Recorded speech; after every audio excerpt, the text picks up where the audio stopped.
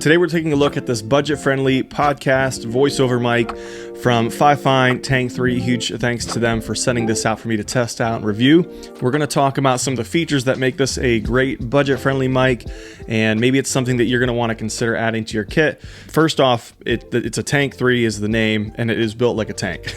This thing is full metal construction, aluminum construction. It is not a cheap build. It does not feel like it's going to fall apart. It feels like it will stand up to the test of time. The price for this mic runs right around $70 off Amazon, as I'm sure that's where most of you are going to be shopping. So that's where I would recommend looking for this mic. Now, what makes this mic so versatile for so many people is that it is an XLR or USB-C microphone. So you can have the option to run from an XLR cord into an audio recorder through that means, or you can use a USB-C cable that is provided directly into your computer and record that way. Plug and play. It is so fast and easy. That's going to be a really, really great option for some of you who maybe are streaming or gaming and just want a quick plug and play setup. That's a great way to go. For what I do, I like using the XLR aspect of it because I think the quality is that much better, more professional, and a little more of a premium sound. But if you opt for USB-C, that's a really great option too. You just get both options. On the back end of the microphone, you have a 3.5mm jack to monitor your audio with headphones.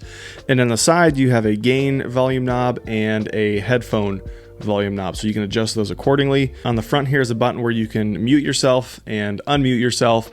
One thing to note is the volume knobs and your mute button here only work with the USB-C option. So if you're recording through XLR, you don't have access to those features.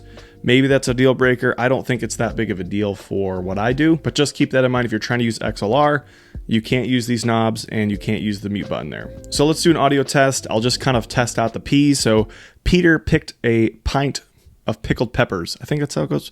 Peter picked a pint of pickled peppers. Now, as you get closer to a mic like this, it's not going to sound as good. So if you're back around 5 inches, it's going to sound better. So we'll try it again. Peter picked a pint of pickled peppers. Now let's go ahead and try a distance test. This is obviously a good range right here for speaking, but as I go away, I should fall off considerably. The audio should just dissipate, and probably back here, you're not going to even hear me very well. Let's come over here to this side. From over here, I don't even think you're probably going to be able to hear me that well. And then we're going to come back around as I scoot my little chair on the carpet back around to the front. Now we are back in business. It's going to sound much better. You do want to be careful touching it. If you're grabbing it, you're doing things like this, that's going to pick up considerably. With this kind of configuration where it's basically hard mounted, oops, see right there. When it's hard mounted to everything, you're definitely going to pick up more sounds and more vibrations. So just keep that in mind when you're recording. So I'm going to do another camera test here, and right now you're going to hear my audio coming from the camera mic on my R5. It's going to sound really roomy, but kind of gives you a perspective on what the sound is like. Now we're cutting back over to the Tank 3 mic. It's going to sound incredibly different and much better coming into this microphone. And now this is the audio through the USB-C side of things. We are testing this right in GarageBand. I'm recording right into GarageBand. And honestly, I think this sounds really good too. I think for a budget, for someone in a pinch, honestly, most people are not going to notice the difference. You can always EQ this within GarageBand. You can EQ this like I do right within Final Cut Pro or whichever editor you use. There's plenty of EQ tools you can use to fine tune how your audio is sounding, the high tones, the bass, the mid-range of your audio. So I think the USB-C is definitely a very usable option. Let's go ahead and switch over to XLR. And now this is what it sounds like with the XLR. Something I was a little bit curious to see how this mic would handle is the sound floor. You want your sound floor when you're not speaking to be quiet. When you're looking at the waveforms in your editor, when the person is done speaking, you want to see that go right down to the floor and there not be any sound. High quality mics, you're going to get that. So let me just do a test. I'm just going to stop talking. We'll see how it sounds. Hopefully there shouldn't be too much hissing or white noise going on in the background. Overall, I think this mic handles the sound floor pretty well. I want to add in here too, I'm not an audio technician. I have just learned a lot of different things with using mics over the last several years with my video production business. but I don't pretend to be a complete expert in audio. I just know when I want a mic to work and when I want it to sound good. And so far, I've been very happy with this mic. So at the end of the day, would I recommend this Tank 3 microphone from FIFINE to people who are looking for a podcast or content creation through YouTube?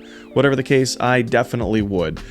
For the price, you cannot beat a microphone of this quality. Again, I've been very impressed with it. Obviously, there are all kinds of good microphones out there, but this microphone has really impressed me, and on a budget, it will absolutely give you some good quality audio. One last thing I was excited with was FIFINE was totally chill about sending out this low profile podcast mic arm.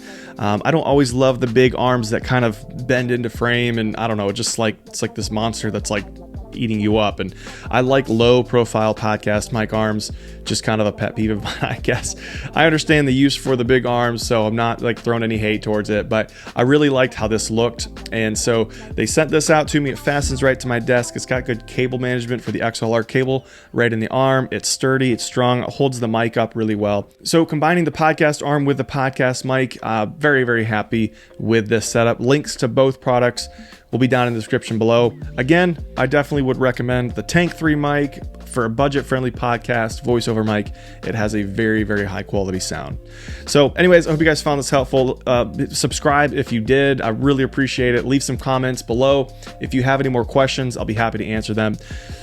And I look forward to seeing you guys in the next video.